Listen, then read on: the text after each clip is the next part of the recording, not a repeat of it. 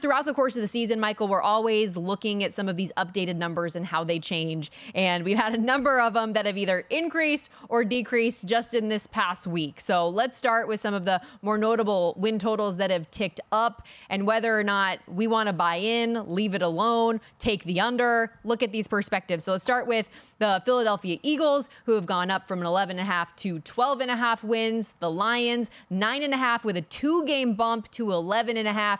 Seattle, 8.5 to 9.5. Chargers, 8.5 to 9.5. And Texans, 5.5 to 7.5. They have looked significantly better with C.J. Stroud under center than many people anticipated. But what's the big one that stands out to you? Well, I mean, Detroit, certainly, I didn't anticipate our defense playing to the level that it has. So they jump out to me because I think they're going to easily get to 11.5. I mean, this is a big game in Tampa this week because this is one of those where, okay, we're going outdoors. What's Goff's record outside?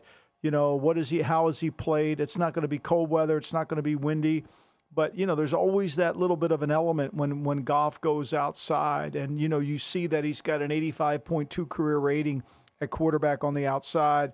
His average per attempt is 7.0. It's a little lower than it typically is. So, you always worry about that. But I think their defense is good. I think their defense is good to get over the hump. I love Stroud. Stroud hasn't thrown an interception. This will be an interesting game for Stroud because for all the fun we make about this, our network makes about Dennis Allen as a head coach here, he's really a good defensive coordinator. And he creates problems for young quarterbacks with his ability to disguise, his ability to create confusion post and pre-snap. So I think, to me, this is going to be a big game for Houston in terms of if they win this one, I think they get to their over total. If they don't, I think they come back to the pack. I think a lot of people think they have a chance to win the South, and based on the way they've played, I don't deny that. I really don't deny that.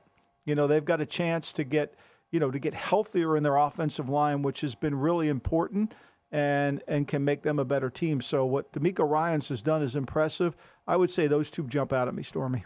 For the Lions, of course, their lone loss to this point has been in overtime to a Seattle team that I think many of us look at and consider pretty highly in the NFC this season. And you look through the rest of the Lions' schedule, it's not exactly a murderer's row of opponents either, Michael. So I know this week is important, but as you look ahead, you get the Bears twice on this schedule, the Packers, Denver, at Dallas. Of course, in primetime could be a tough one later on in the line if they get their stuff together. But, I mean, the way that I look at it, you're just shaking your head wishing I took that preseason 9.5 total over the way that thing's ticked up. But you think they could still get over that number and get 12-plus wins? Yeah, I do because, I mean, like you mentioned, the schedule isn't as difficult, right? And they've got a chance to win these games, and they're playing a style that you really got to get your big boy boots and play them because they're physical. They come after you. That front's really good. I wrote about it on my column this week, and the way they're able to attack with their front. Their secondary is tough to get to. I think Jack Campbell has helped them. Obviously, Aiden Hutchinson has been very good in terms of rushing the passer. So, I think there's no question that they can get to that number because I think they're gaining confidence with every win. Every win. I mean, the people thought they might actually stub their toe. Carolina never had a chance to cover that 10. And I think if you bet it, you knew it immediately. That interception Aiden Hutchinson had last week was just incredible. I feel like I watched the replay like 20 times, but credit you too, Michael, because I know when we have talked in the past, like you weren't the biggest Dan Campbell fan of the rah-rah speeches and the way that he approached things, but it's worked for him and you're a fan now. Yeah, I think it has worked for him. I mean, I think to me, there's probably more there than meets the eye. I think Ben Johnson's done a good job. I think Aaron Glenn has done a really good job. In terms of how this defense has corrected itself, how they've played, the fundamentals, the techniques that they're using, and the way they're playing sound. They're sound. You got to beat them. You got to physically block them, and it's hard to do. And then they play great complementary football. They get the lead with their offense. They're able to stay ahead. Look, they've lost one game this year, and that game they didn't get the ball in overtime. That's just the reality. I think they're really a good team. So, look, they proved it. I was in the belief, and I still think this is the correct way in terms of evaluating anyone. Start with the negativity and make the person prove it to you. Whereas when you start positively, like a lot of people do, then all you'd look for is the positives. It's like we watch football. You're too busy working. But Saturday when you watch football, when Steve Sarkisian calls a screen pass that goes for 20 yards, I think the guys in the booth are just going to go berserk. I mean, I've never seen anything like it in my life. Oh, my God, Sark, what a great play. Can we just temper it down a little bit? Oh, I love it. So good. Okay, so for as much as the good as we're looking at here with the win totals that have increased and the better teams, let's go to the other side of things. We were just having a conversation about the Carolina Panthers. They are on this list as well. Their win total, along with the Bears and Broncos, down a game from 5.5 to now 4.5. The season win totals there. The Browns from 10.5 ticked down to 9.5. The Bengals, Steelers, and Packers from 9.5 to 8.5, and the Jets from 6.5 to 5.5. Same question. Which one of these really stands out to you most? Well, I think the Bengals going down to 8.5 because I kind of agree. Will Hill talked about this on the show this summer. He took the Bengals to not make the playoffs, and I think that's a real possibility. I think the Burrow is better last week in Arizona. He threw the ball better. We saw Chase get the ball, made a difference. But the defense isn't the same level, right? The defense isn't the same level. I don't know how you rule out the Steelers. The Packers, they need Aaron Jones back. That's pretty clear. I think the Jets would be lucky to win 6 games this year. This will be a huge game against Philadelphia because they don't match up to Philly. Philly can run the ball, and as great as the Jets' defense is, they haven't played great run defense all year. Haven't they never beat Philly, like ever? This is going to be – that line went to – I was shocked the line was at 6 when it opened, and it went to 6.5. Now it's at 7. But and here's the thing. I don't know if that 7's going to be good enough because the Eagles do a wonderful job of keeping the ball away from their opponent.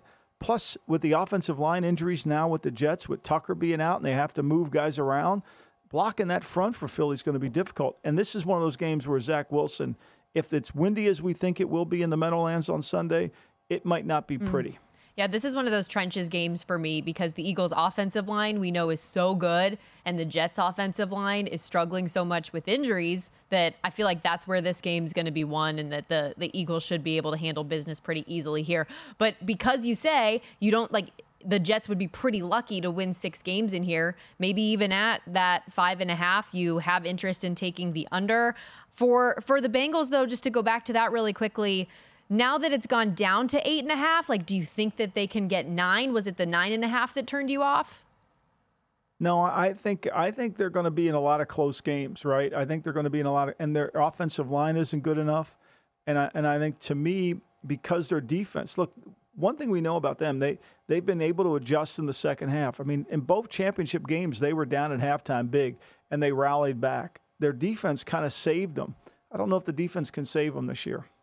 Who of those bottom 3 teams would you say is more likely to hit the over 4.5 that we can buy in on? Carolina, Chicago, or Denver? It'd have to be Chicago, although I have no faith in it. I mean, everybody's betting Chicago this week. I mean, the money's pouring in on Chicago.